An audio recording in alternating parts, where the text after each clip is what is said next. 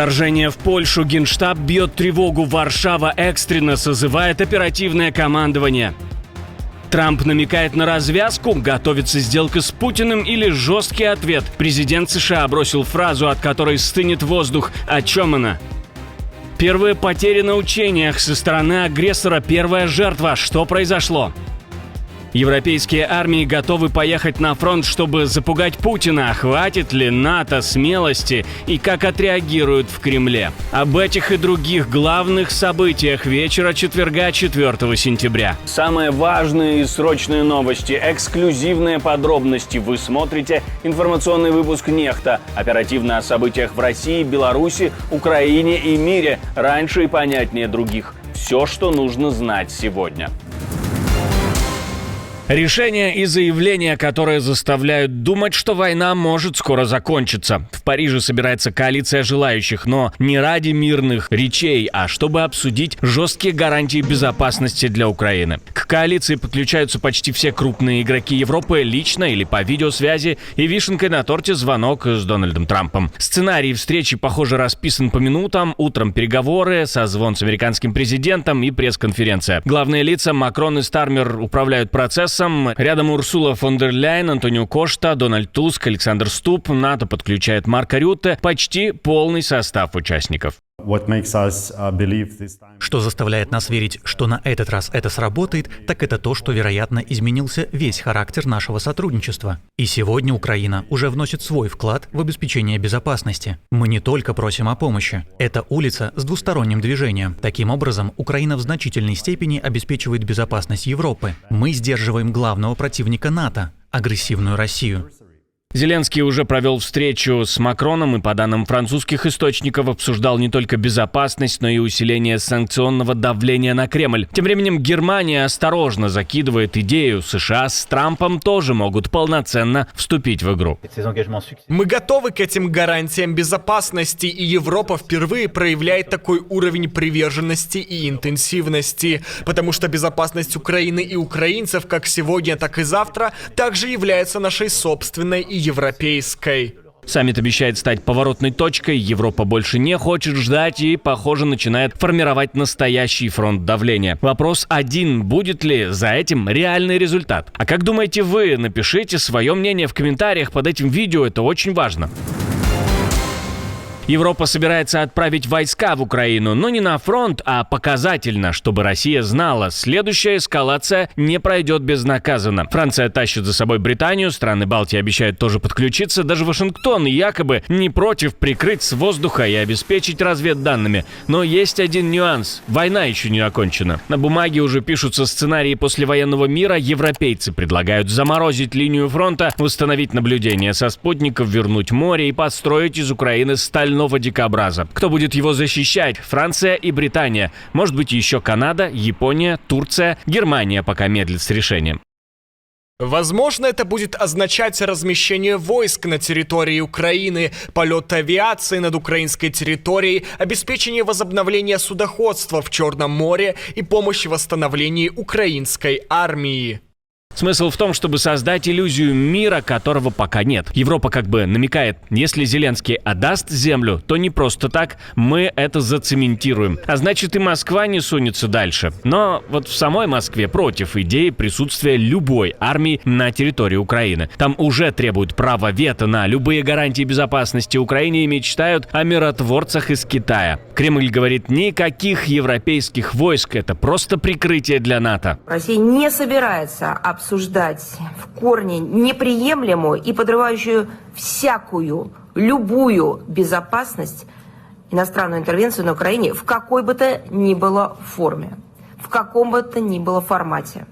Поэтому, мне кажется, это им нужно каким-то образом донести до сведения, чтобы в следующий раз, когда они хотят просуждать на эту тему у них была подсказка в виде российской позиции. На деле НАТО уже рядом. Генеральный секретарь Альянса участвует в переговорах, как и американские генералы. Сам Трамп открыто говорит, войска не пошлем, но если Европа пошлет, то мы подстрахуем, особенно по воздуху. Украина суверенная страна. Если Украина хочет, чтобы в Украине были силы по обеспечению безопасности для поддержания мира, это ее дело. Никто другой не может решать за нее. И я думаю, что мы действительно должны прекратить делать Путина слишком могущественным.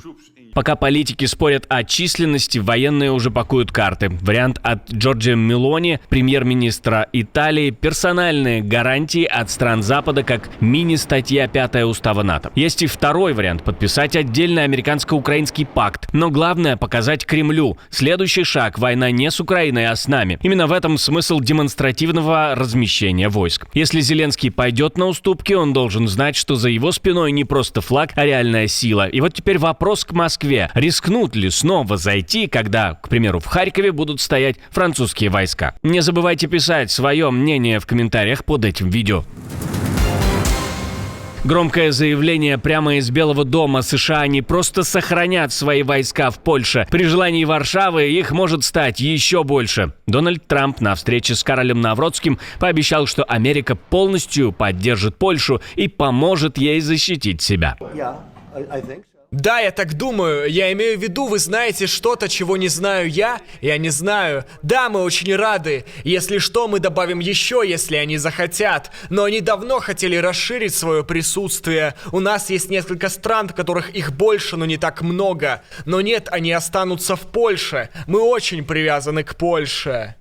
На сегодняшний день в Польше находится около 10 тысяч американских солдат. Весной Штаты вывели часть персонала с аэродрома Ясенка, что вызвало тревогу в польских медиа, но Трамп лично заверил, речи о сокращении контингента нет и не было. Wojska amerykańskie, które stacjonują w Europie. Войска США, дислоцированные в Европе, в основном находятся в Германии. Это около 37 тысяч человек, около 13 тысяч человек в Италии и около 10 тысяч в Польше. Мы покрываем расходы на пребывание американских военнослужащих в Польше, и это отличает нас, например, от наших западных соседей. Мы выделяем около 15 тысяч долларов на каждого американского солдата в год. Это огромные инвестиции, это не затраты, это не расходование средств, это инвестиции в безопасность, в навыки. Мы готовы принять больше американских солдат.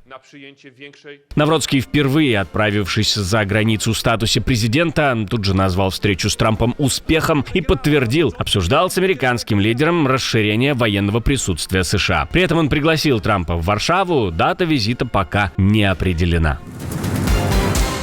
Канада бьет по Кремлю. Оттава обрушила потолок на российскую нефть. Новая граница $47.60 за баррель. Это минус 12% от прежнего уровня. И это не просто экономическая мера, это демонстративная пощечина по самому больному, по нефтяному бюджету путинского режима. К тому же механизм ценового контроля теперь становится автоматическим. Потолок будет корректироваться в зависимости от средней рыночной цены на нефть марки «Уралс» и всегда оставаться ниже не менее чем на 15%. Министр финансов Канады заявил, что цель – ограничить возможности России вести войну против Украины. Это уточнение ценового потолка отражает рыночные реалии, но также посылает четкий сигнал. Наши санкции будут оставаться жесткими, направленными и эффективными и будут действовать столько, сколько будет необходимо. Снижение потолка согласовано с Евросоюзом и Великобританией. Санкции будут жесткими и останутся в силе столько, сколько потребуется. В этом западные партнеры едины. Это ловушка, из которой Кремлю не выбраться. Чем сильнее падает спрос на российскую нефть, тем жестче становятся условия. У Путина меньше денег, меньше возможностей, меньше рычагов. И если кто-то еще питал иллюзии, то теперь ясно, Запад бьет не только по фронту, но и по кошельку.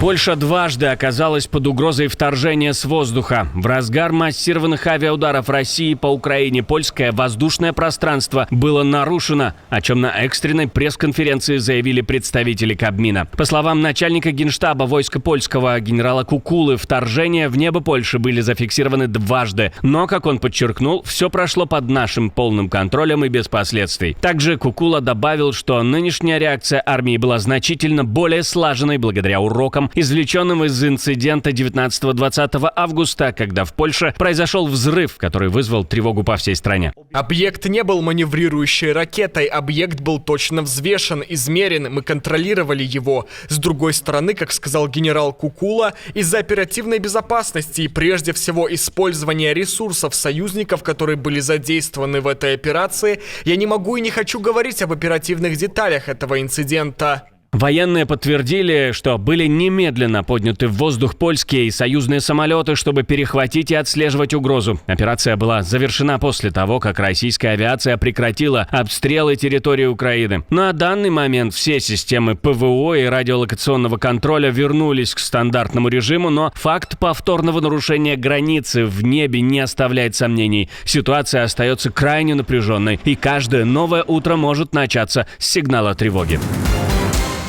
Первые погибшие на учениях в Беларуси во время учебного прыжка с борта Ан-2 на одном из полигонов Беларуси погиб курсант 3-го курса военной академии. По официальной версии Минобороны, в воздухе произошла нештатная ситуация. По предварительной информации, из-за нештатной ситуации в воздухе в ходе десантирования из самолета Ан-2 на одном из полигонов военнослужащий получил травму, несовместимую с жизнью. Получил ли он травму, несовместимую с жизнью в воздухе, или до этого на самолете, или после этого на земле, пока непонятно. Но у парня уже был опыт десантирования, что-то пошло не так. Теперь военные чиновники пишут сухие формулировки, выражают соболезнования и обещают помощь семье. Проверку проводят совместно со Следственным комитетом. Замминистра обороны тоже выехал на место. Лиссабон в трауре, погибли не менее 15 человек, еще 18 пострадали, 5 в тяжелом состоянии. Легендарный фуникулер «Глория», один из символов города, сорвался с рельсов и рухнул. Желто-белый вагон, теперь груда искореженного металла. Крыша смята, кабина разорвана, на месте кровь и личные вещи пассажиров. Спасатели до позднего вечера вытаскивали людей из-под обломков. Трагедия произошла в час пик, около 4 часов вечера. По словам очевидцев, фуникулер внезапно пошел юзом с холма, как будто потерял тормоза. Это черный день. Наш город такого еще не переживал. Лиссабон в трауре. Причины аварии пока официально не названы. Правительство заявило, что расследование начнется сразу после завершения спасательной операции. Но в городе уже говорят о возможном износе оборудования и, конечно же, халатности. Отдельное спасибо, что досмотрели до конца. Спасибо за ваше доверие. Жду развернутых комментариев, лайков и репостов. Это важно, чтобы нас становилось больше. На этом пока все. До новых встреч и хороших вам новостей.